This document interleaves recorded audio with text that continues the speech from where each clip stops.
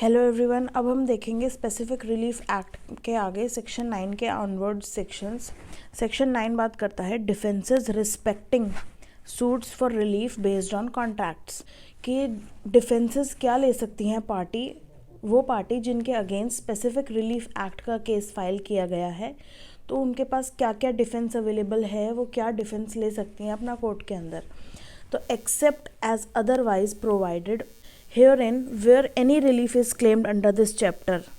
इस चैप्टर के अंदर कोई भी रिलीफ अगर क्लेम किया जाता है एक्सेप्ट एज अदरवाइज प्रोवाइडेड, अगर कहीं पे कोई और चीज़ प्रोवाइड की गई है डिफेंस के तौर पर, तो उसको छोड़कर the person against whom the relief is claimed may plead. The person against whom, वो पर्सन जिसके अगेंस्ट रिलीफ क्लेम किया गया है इस चैप्टर के अंदर। इस चैप्टर के अंदर मतलब हम क्या कह रहे हैं, मतलब वो स्पेसिफिक रिलीफ क्लेम किया गया है उस पर्सन के against. May plead by way of defence, वो प्लीड कर सकता है अपने डिफेंस में any ground which is available to him under any law relating to contracts. Law of contracts के अंदर कोई भी डिफेंस जो अवेलेबल है वो डिफेंस वो ले सकता है अंडर दिस एक्ट और दिस चैप्टर। इस चैप्टर के अंदर भी वो रिलीफ ले सकता है जो इंडियन कॉन्ट्रैक्ट एक्ट के अंदर गिवन है, और एक्सेप्ट एज अदरवाइज प्रोवाइडेड। और इस एक्ट के अंदर भी अगर उसको और कोई रेमेडी या और कहीं रेमेडी अगर उसको अवेलेबल है तो वो भी वो अवेल कर सकता है, वो डिफेंस भी वो ले सकता है। बट इसके अंदर क्या स्पेसिफिकली बोला है, इंडियन कॉन्ट्रैक्ट एक्ट के डिफेंस वो ले सकता है। एंड और कहीं अगर कोई रिलीफ दे रखा है, मीन्स और कहीं अगर कोई ऐसा डिफेंस दे रखा है तो वो उसको भी प्लीड कर सकता है। तो इंडियन कॉन्ट्रैक्ट एक्ट के अंदर कौन कौन से डिफेंसेस अवेलेबल हैं कि ये तो कॉन्ट्रैक्ट ही वॉइड है, या ये कॉन्ट्रैक्ट अनएनफोर्सेबल है, टाइम बार्ड हो गया है ये, तो अब ये आप एनफोर्स नहीं करा सकते, या फिर ये वॉइडेबल है और वॉइडेबल जो कराने की पावर है या जो राइट है वो डिफेंडेंट के पास है, मतलब उस पर्सन के पास है जिसके अगेंस्ट स्पेसिफिक परफॉर्मेंस क्लेम किया गया है। तो वो पर्सन स्पेसिफिक परफॉर्मेंस क्लेम करने के अगेंस्ट जो उसके सूट फाइल हुआ है वो उसमें क्या बोलेगा कि ये तो मैं इसको वॉइड डिक्लेयर कराता हूँ, तो कोर्ट क्या कहेगी, वो उसको एनफोर्स नहीं करा पाएगी और वो उसके डिफेंस को मान लेगी, वो डिफेंडेंट के डिफेंस को मान लेगी। तो वो डिफेंसेस जो इंडियन कॉन्ट्रैक्ट एक्ट के अंदर अवेलेबल हैं वो आप अवेल कर सकते हैं, वो आप प्लीड कर सकते हैं कोर्ट के अंदर अगर आपके अगेंस्ट स्पेसिफिक रिलीफ का केस फाइल हुआ है अंडर दिस चैप्टर और अंडर दिस एक्ट। सेक्शन 10 बात करता है specific performance in respect to contracts. Contracts का स्पेसिफिक परफॉर्मेंस किस तरीके से किया जाएगा। The specific performance of contract shall be enforced by the court subject to the provisions contained under section 11 subsection 2 and section 14 and section 16। Specific performance जो है वो court देगी ही देगी अगर सेक्शन 11, सेक्शन 14 एंड सेक्शन 16 के अंदर जो भी प्रोविज़न दे रखे हैं उनके अंदर कंप्लाई कर रहा है केस, तो कोर्ट आपको देगी ही। यहाँ पे वर्ड यूज़ हुआ है शैल, मतलब कोर्ट आपको मना नहीं करेगी। लेकिन 2018 से पहले कोर्ट की डिस्क्रिशनरी पावर होती थी कि कोर्ट आपको स्पेसिफिक रिलीफ देती है कि नहीं देती है, ये कोर्ट पर डिपेंड करता था कि अगर आपने अपना केस ढंग से प्रूव कर दिया, कोर्ट को सेटिस्फाई कर दिया और कोर्ट को लगता है कि यहाँ पे स्पेसिफिक परफॉर्मेंस देना चाहिए तो ही कोर्ट देगी। बट 2018 के बाद अमेंडमेंट हुआ एंड अमेंडमेंट के बाद यहाँ पे शैल वर्ड यूज़ कर दिया गया कि स्पेसिफिक परफॉर्मेंस कोर्ट देगी। एंड वो किन रूल्स को ध्यान में रख के देगी, वो सेक्शन 11, 14 एंड सेक्शन 16 के अंदर गिवन है। अगर आपका केस सेक्शन 11, 14 एंड 16 के अंदर फॉल करता है या उससे आप कंप्लाई कर रहे हैं, उसको आप उन सेक्शंस के अंदर जो दी गई कंडीशंस हैं उनको आप अगर पूरा कर रहे हैं तो आपको स्पेसिफिक परफॉर्मेंस मिल सकता है, अदरवाइज नहीं मिलेगा। सिंपल सी बात इसके अंदर अब बोल दी सेक्शन 10 के अंदर। नेक्स्ट है, हम देख रहे हैं section 11, cases in which specific performance of contracts connected with trust enforceable. वो केसेस जहाँ पे कॉन्ट्रैक्ट्स जो हैं उनका स्पेसिफिक परफॉर्मेंस कराना है, बट वो कॉन्ट्रैक्ट्स किन से रिलेटेड है, ट्रस्ट से रिलेटेड है। ट्रस्ट किसी भी पर्पस के लिए बनाई गई है, तो जनरली ट्रस्ट जो बनाई जाती है तो वो पब्लिक के इंटरेस्ट के लिए बनाई जाती है, या कुछ लार्ज नंबर ऑफ पीपल हैं उनके इंटरेस्ट के लिए, उनके बेनिफिट के लिए बनाई जाती है। तो ट्रस्ट अगर बनाई गई है तो ये हम मान के चल रहे हैं कि ये बहुत सारे लोगों के बेनिफिट के लिए बनाई गई है। तो अगर ये ऐसे कॉन्ट्रैक्ट है जो ट्रस्ट से कनेक्टेड है, और ऐसे कॉन्ट्रैक्ट्स को अगर हम इन्फोर्स नहीं करेंगे तो ये बहुत सारे लोगों को लॉस होगा। तो इसीलिए ये जनरल रूल है कि जो स्पेसिफिक परफॉर्मेंस ऐसे कॉन्ट्रैक्ट का जो रिलेटेड है ट्रस्ट से, वो एनफोर्स किए जाएंगे, उनका स्पेसिफिकली परफॉर्मेंस होगा। Except as otherwise provided in this act, अगर कहीं अदरवाइज कुछ प्रोवाइड किया हुआ है, मतलब अगर कहीं एक्सेप्शंस दी गई हैं तो उसको छोड़कर जो जनरल रूल है कि specific performance of a contract shall be enforced when the act agreed to be done is in the performance wholly और पार्टली ऑफ अ ट्रस्ट। जहाँ पर व्हेन एक्ट जो है वो अग्री किया गया है, agreed to be done is in the performance wholly और पार्टली ऑफ अ ट्रस्ट, वो ट्रस्ट से रिलेटेड कोई काम है, या तो वो होली करना है या पार्टली करना है। A contract made by a trustee in excess of his power और in breach of trust can not be specifically enforced. यहीं पर इसकी एक्सेप्शंस भी दे दी है। यहाँ पे ये एक्सेप्शन है सेक्शन 11 का सबसेक्शन 1। इसके अंदर बोल रहे हैं, सबसेक्शन 1 के अंदर जनरल रूल बता दिया कि वो कॉन्ट्रैक्ट्स जो ट्रस्ट से रिलेटेड है, कुछ काम करना है, चाहे वो पार्टली करना है या होली करना है, उसका स्पेसिफिक परफॉर्मेंस किया जाएगा, क्योंकि लार्ज नंबर ऑफ पीपल के जो बेनिफिट है वो उस कॉन्ट्रैक्ट से जुड़ा हुआ है, तो उसको आप पूरा करेंगे। Except as otherwise provided, otherwise अगर कहीं कुछ प्रोवाइडेड है, मतलब एक्सेप्शंस अगर कहीं गिवन है, तो उसको भी ध्यान में रखा जाएगा।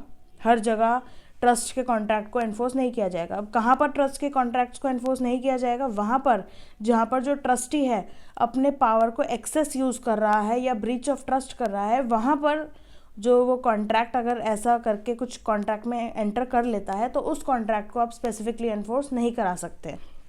नेक्स्ट है सेक्शन 14, जिसका रेफरेंस गिवन था सेक्शन 10 के अंदर, कि अगर इन सेक्शन के अंदर दिए गए प्रोविज़न के अंदर अगर आपका केस फॉल करता है तो उन बेसिस पर ही आप स्पेसिफिक परफॉर्मेंस अलाउ करेगी कोर्ट।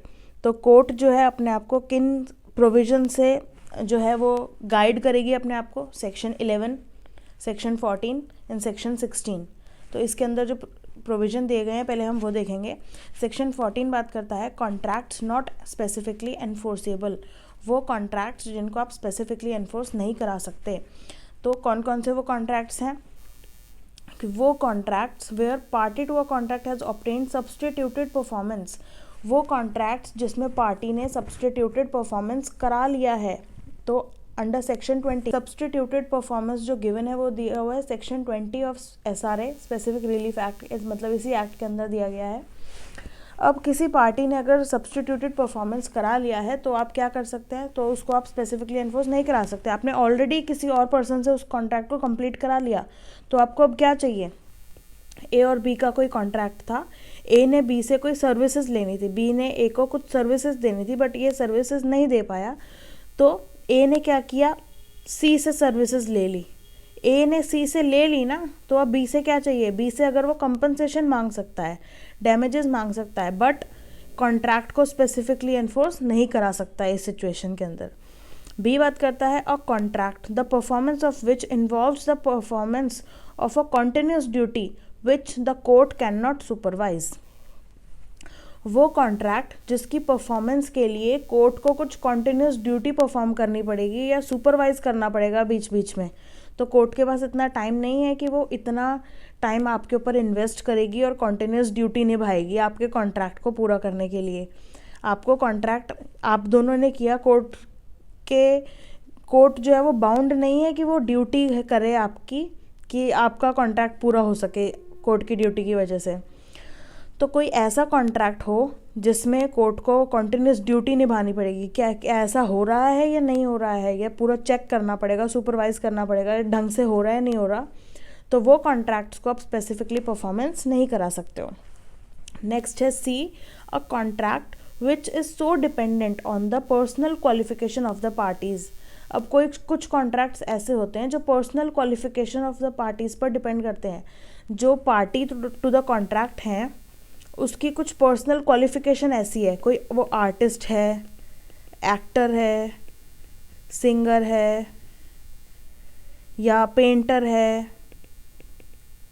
कुछ ऐसी उसके पास स्किल है, तो पर्सनल उसकी वो क्वालिफिकेशन हो गई, वो किसी और पर्सन के पास नहीं है, या हर आम पर्सन के पास नहीं है, अगर दूसरे पर्सन के पास है भी तो ऐसा जनरल नहीं है कि वो हर दूसरे पर्सन के पास ऐसी क्वालिटी हो या ऐसी क्वालिफिकेशन हो, तो ऐसे कॉन्ट्रैक्ट्स को कोर्ट एनफोर्स नहीं करा सकती। सपोज ए ने बी के साथ कॉन्ट्रैक्ट किया, ए ने कहा बी को कि आप मेरी एक पिक्चर बना के दो मुझे।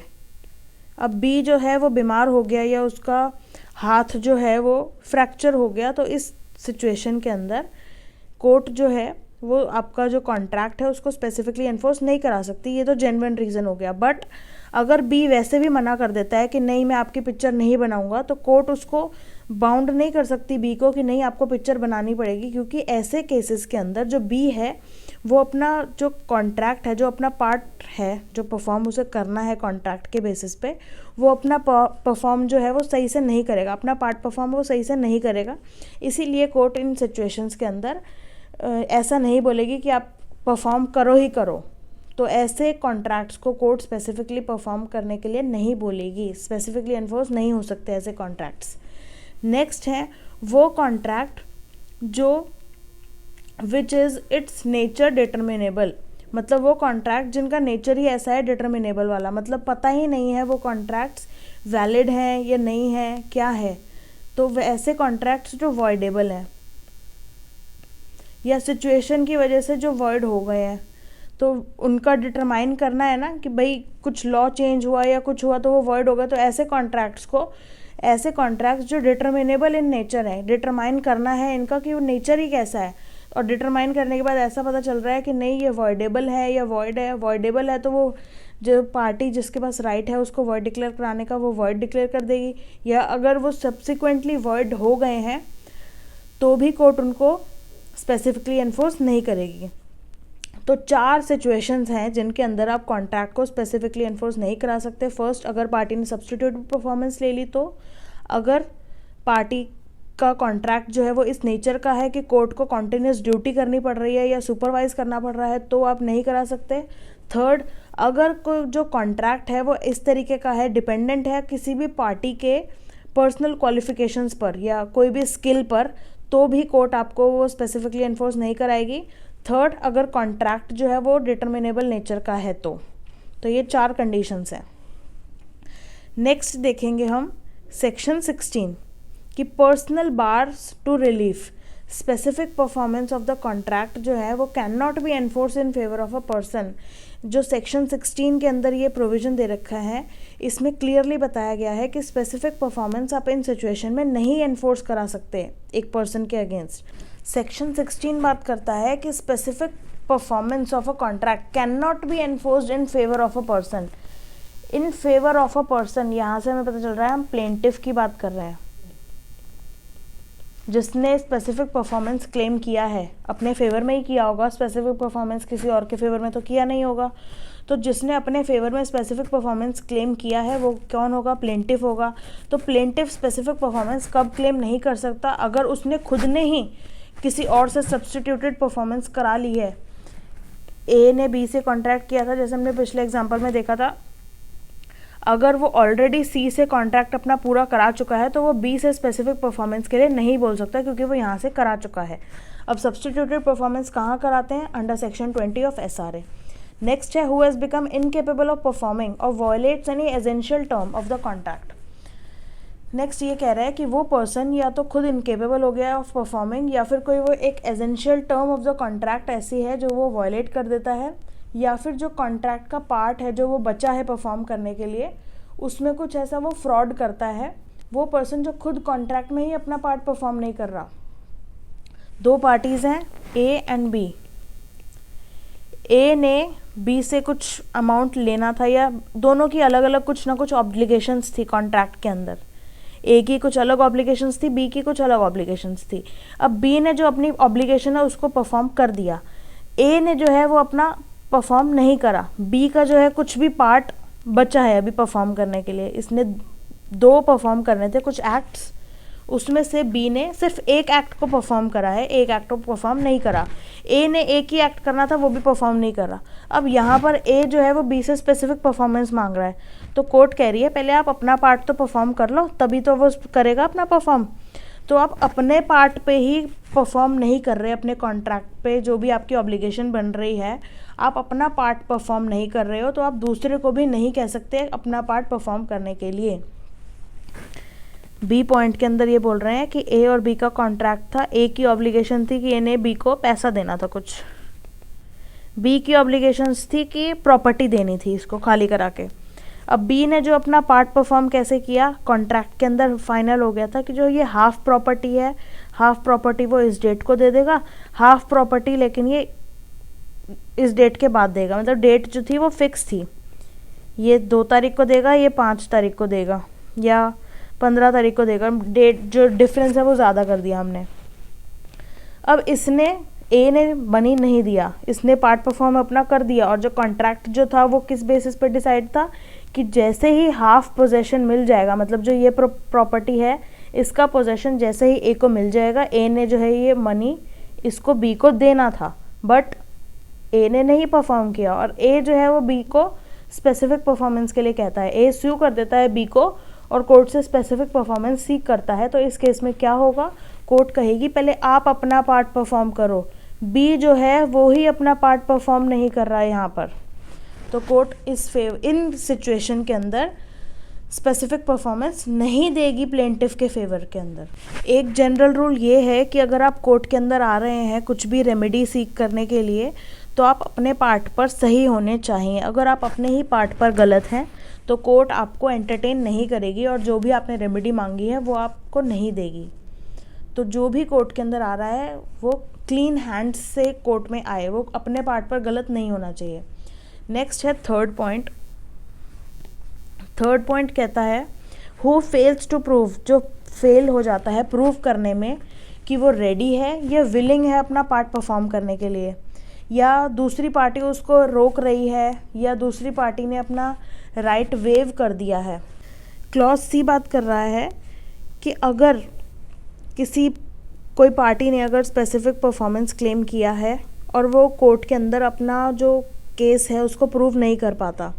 अब वो क्या प्रूव नहीं कर पाता, ये चीज़ कि वो रेडी है, विलिंग है, उसको रोका जा रहा है, या डिफेंडेंट ने अपना राइट ही वेव कर दिया है।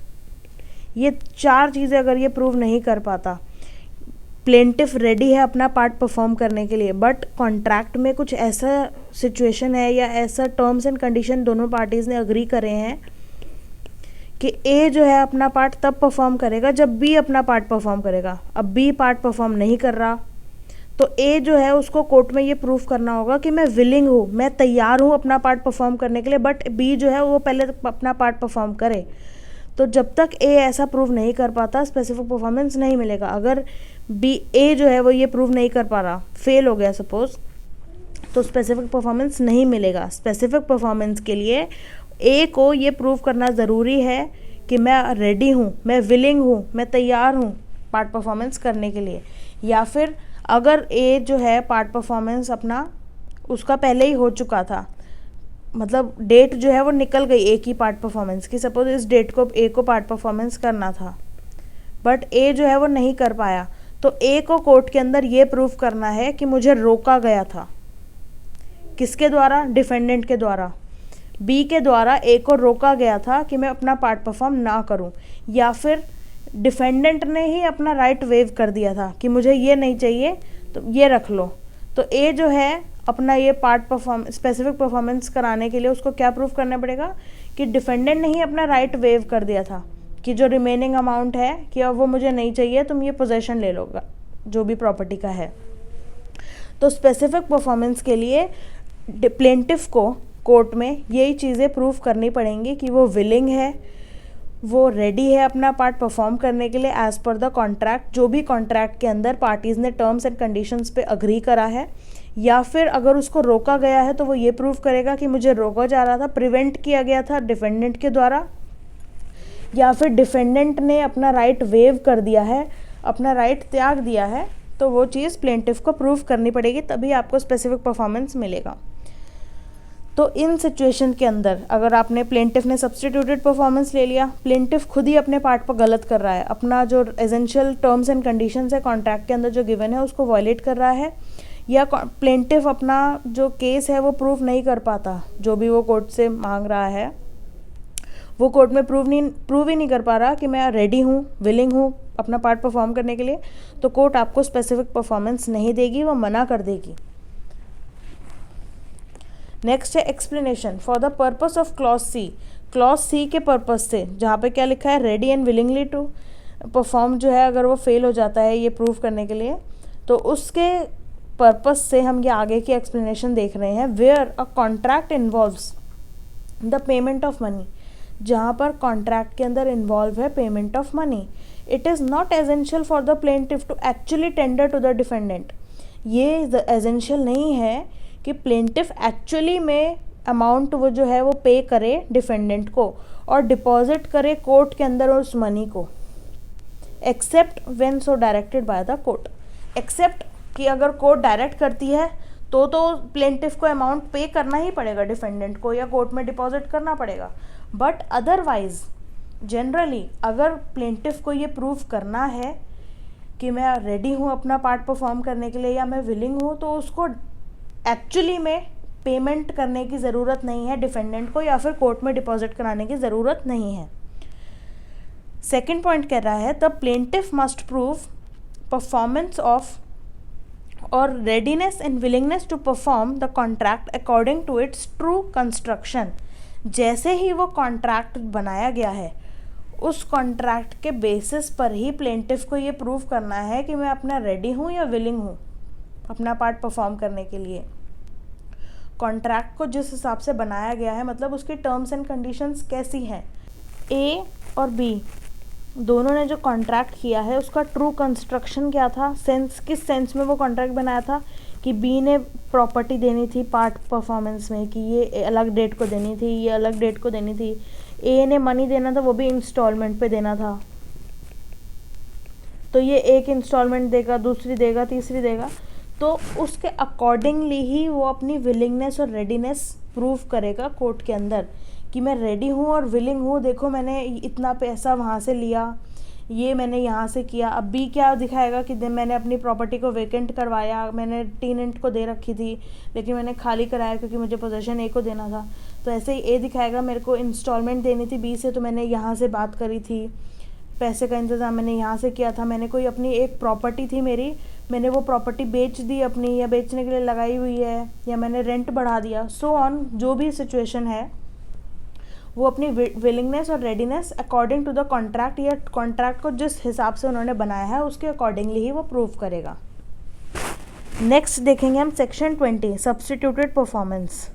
जैसे कि सब्स्टिट्यूटेड परफॉर्मेंस बहुत जगह आ गया है, सेक्शन 14, सेक्शन 16, सेक्शन 10।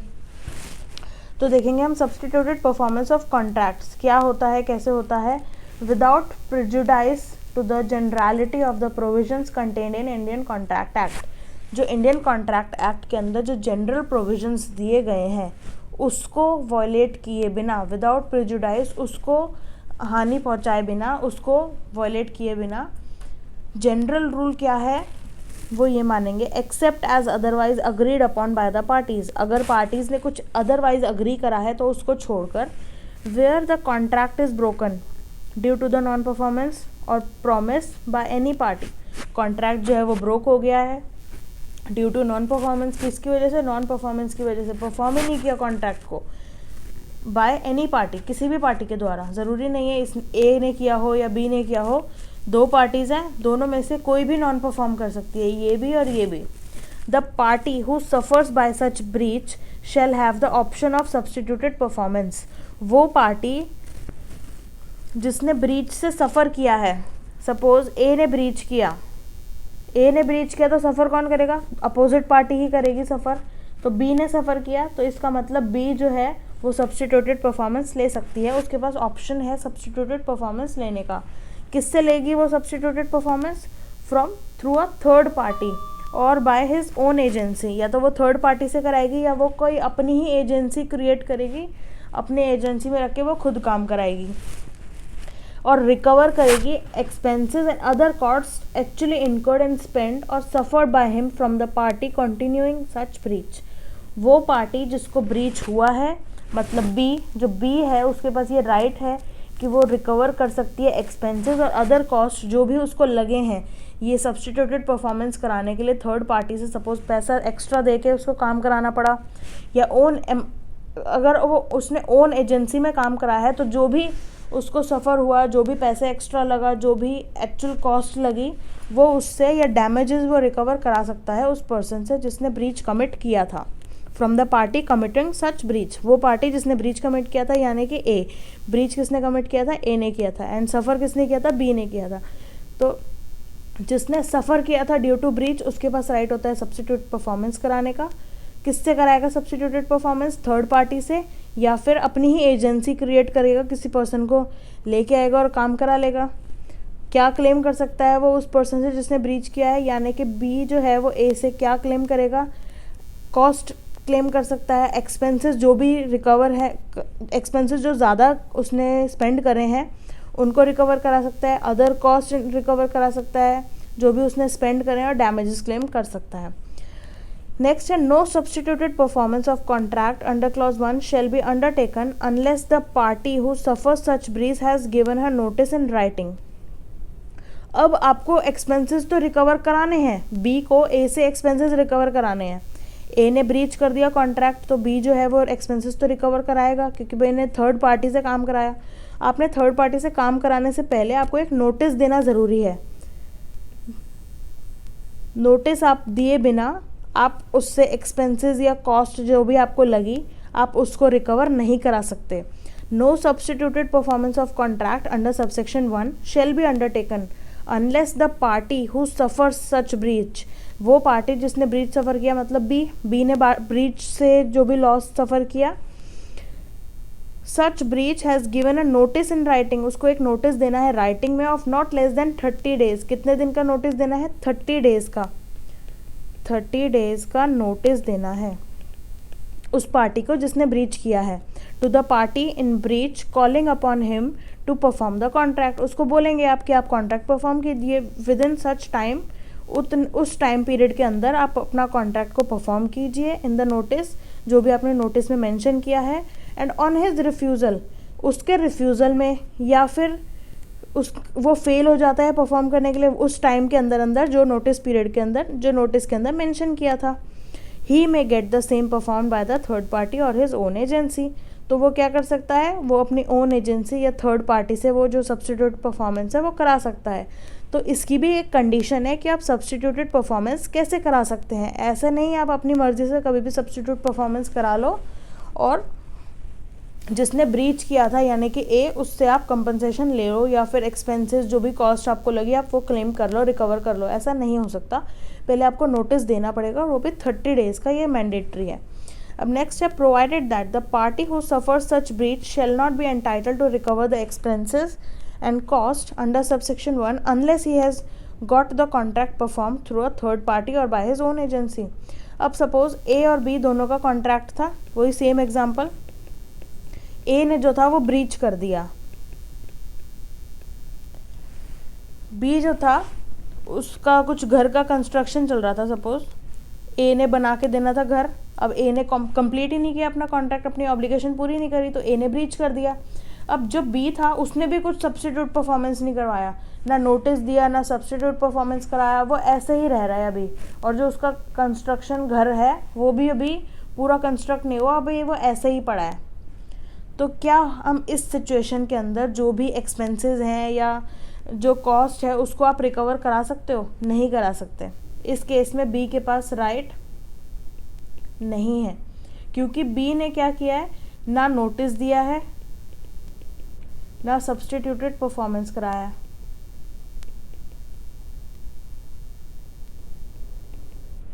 बी ने जो है ना नोटिस दिया ना सब्स्टिट्यूट परफॉर्मेंस कराया नोटिस के बाद, जो 30 डेज़ का पीरियड देना होता है, उसके बाद उसने सब्स्टिट्यूट परफॉर्मेंस भी नहीं कराया, तो इस सिचुएशन के अंदर आप जो है एक्सपेंसेस और कॉस्ट को रिकवर नहीं करा सकते। आप एक ही सिचुएशन में एक्सपेंसेस और कॉस्ट को रिकवर करा सकते हैं, वो है कि अगर आप सब्स्टिट्यूट परफॉर्मेंस करा लेते हैं किसी भी थर्ड पार्टी से या अपनी ओन एजेंसी के अंदर। अगर आप सब्स्टिट्यूट परफॉर्मेंस नहीं कराते तो आप एक्सपेंसेस और कॉस्ट को भी रिकवर नहीं कर सकते। नेक्स्ट है where the party suffers breach of contract has got the contract perform through a third party. अगर कोई पार्टी जिसने सफ़र किया है ब्रीच से, वो कॉन्ट्रैक्ट को परफॉर्म करा लेती है थ्रू अ थर्ड पार्टी और by his own agency after giving notice under subsection 1, he shall not be entitled to claim relief of specific performance against the party in breach। अब ए और B का contract था, ए ने कुछ breach कर दिया, कोई भी सिचुएशन थी। अब बी ने जो था वो कॉन्ट्रैक्ट को सी से पूरा करा लिया। कैसे पूरा कराया? पहले बी ने ए को नोटिस दिया, फिर सब्स्टिट्यूट परफॉर्मेंस करा लिया, सब कुछ हो गया। अब कॉस्ट भी रिकवर कर ली, कॉस्ट और जो भी एक्सपेंसेस थे वो भी रिकवर कर लिए। अब ये रिकवर करने के बाद ऐसा नहीं है कि आप स्पेसिफिक परफॉर्मेंस भी कराओगे,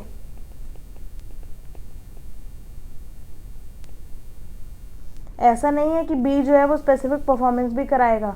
अरे आप परफॉर्म तो करवा चुके हो कॉन्ट्रैक्ट को सी से। किस कॉन्ट्रैक्ट के बेसिस पे कराया था? इसी कॉन्ट्रैक्ट के बेसिस पे कि जो आप दोनों का कॉन्ट्रैक्ट था ए और बी के बीच में। और इस कॉन्ट्रैक्ट के ब्रीच के लिए ही आपने क्या लिया था? कॉस्ट और एक्सपेंसेस लिए थे कि मेरे को इतना कॉस्ट और एक्सपेंसेस ज़्यादा लगा क्योंकि मैंने सी से काम कराया।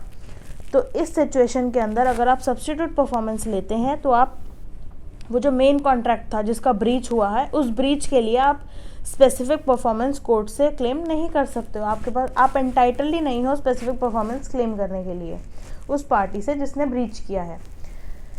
नेक्स्ट है nothing in this section shall prevent the party who has suffered breach. इस सेक्शन के अंदर कुछ भी ऐसा नहीं है जो पार्टी को रोकता है।